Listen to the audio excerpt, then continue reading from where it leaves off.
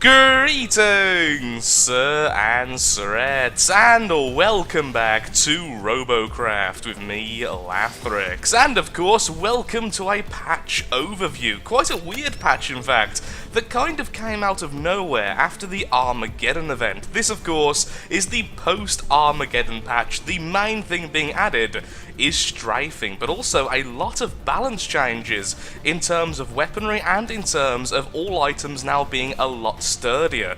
Honestly, this is one of the first patches in quite a while where I'm pretty much happy with everything, which is a very rare thing indeed, so that is absolutely glorious. So for the next minute or so, we'll just stay in this lovely single player, then we'll go over to the patch notes, as there's quite a few numbers to discuss, and gameplay doesn't really work with that.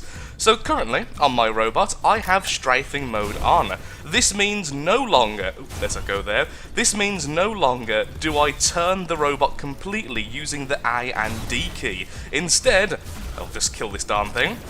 Instead, I now strafe using the A and D key, which is absolutely wonderful in my opinion, because it adds a lot more complexity to the movement of the robot, it's a lot more fluid, and it can get you into a better position very, very quickly. So how does the robot actually turn now? It simply follows your cursor, and as a rail mech, that is absolutely awesome. Now this also applies to regular walker legs, insect legs, in addition to the mech legs. And the biggest benefit for me I've found, not only does it make moving around a lot easier, for instance if I want to target something over there, I can simply strafe to the side, I'm never looking away. Of course my aim is still normally pretty darn poor, but it's going to help out regardless. So there we are, but as a rail, it's just absolutely wonderful, because it means I don't have to focus on where my bot is facing. If I'm following a flyer, darn it, if I'm following a flyer, let's just kill this little guy before I get driven insane, I can just keep on following him and my robot will follow my cursor the entire way around. I don't have to keep on making sure I'm facing the correct position, which I think is absolutely fantastic. Even in laser brawls, it's going to be a lot better because of your movement, again, is going to be so much more fluid, very similar to a lot of first-person shooters, which is really, really good and actually feels a lot better than I was expecting. When I was first told about it, I was a little bit skeptical. So that's the gameplay portion kind of out of the way, just talking about strafing and kind of showing it off a little bit. But before we go into the patch notes themselves, if we go into settings here, we can see we have strafe mode enabled. If you disable it, it goes back to the default settings. It's not something being forced upon you, and I think that is the main reason I'm really happy with it. I'm sure sometimes with certain mech types, I don't want to be constantly turning around, especially, let's say, if I have some form of healing on the back of the mech, or I've got a weird shielding position, so I always have to face the shield towards the enemy. I don't want to constantly be turning towards them if I'm actually trying to shoot at them. Rather, I would like to be able to fire over the shield or over some terrain. Turning could absolutely ruin that. But in that type of mech, the mech I'm using currently with Parasite, it's really, really good. So that's the little gameplay section, just showing the strafing. So let's get over to the patch notes and see just what has changed. Here we go then, straight into the patch notes. Now the first section I will have to read almost word for word, and then later on I can make a bit of an exception and just cover the gist of the notes to make this a little bit quicker. It's just that the first section is very important to actually fully understand, and there have been some misconceptions for people who haven't read this first little sentence and then been utterly confused later on. The following patch notes are based on pre-Armorgeddon values. Example, so a plus 50% health increase means it's the same as during the Armageddon event, and a plus 25% health buff means it's halfway between before and during the Armageddon event. Now, where people were getting a bit confused is because later on in the notes it simply says plus 50% health, it could be taken that the health was increased during Armageddon and then increased again during this patch note. That's not the case, as Armageddon wasn't an official patch, it was a non-permanent thing, so it never really references that directly as much as how it was before the event.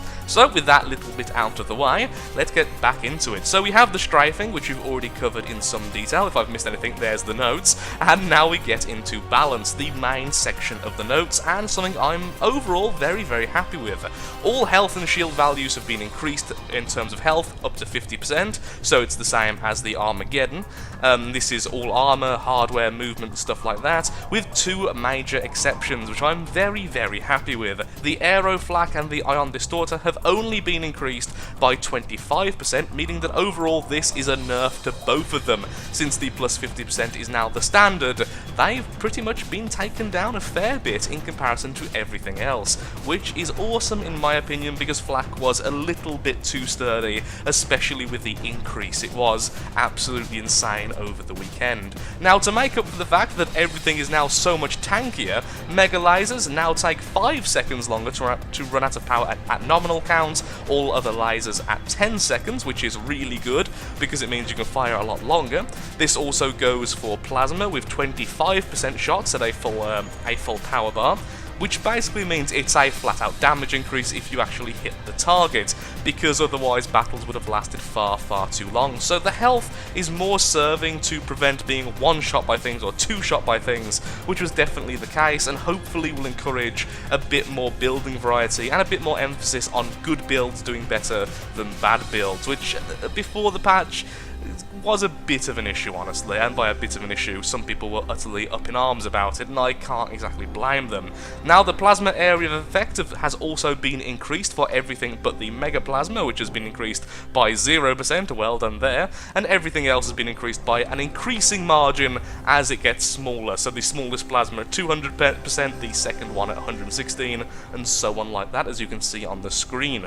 The Ion Distorter has become less accurate, which I think is a fantastic way to make sure they're not viable in every single situation, meaning that they still do just as much damage, but you've got to be a bit closer to the enemy, so at medium range they don't outdo lasers, which they kind of did a little bit before the patch, so I'm happy with that. Proto Seeker damage increased by 10%, well, they're not seeing any play anytime soon still.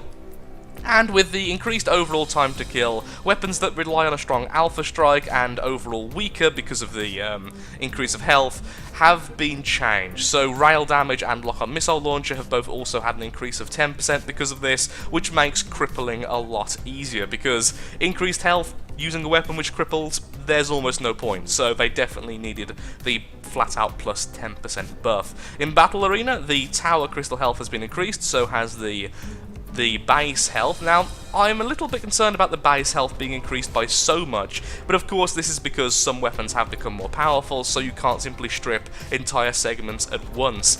I'm not sure that 75% is a good increase, it seems a bit much, but we'll see as battles progress. And finally, the last thing I'm going to cover is salvage crates. The daily salvage crates are now permanently a 4-slot reward, an 8-slot reward if you have premium, which I think is absolutely awesome and gives a bit more incentive to log in every day, which of course is what Robocraft wants, and at the same time is what I want because I like shiny things. Glass is no longer a rare, thank you Dark Gods.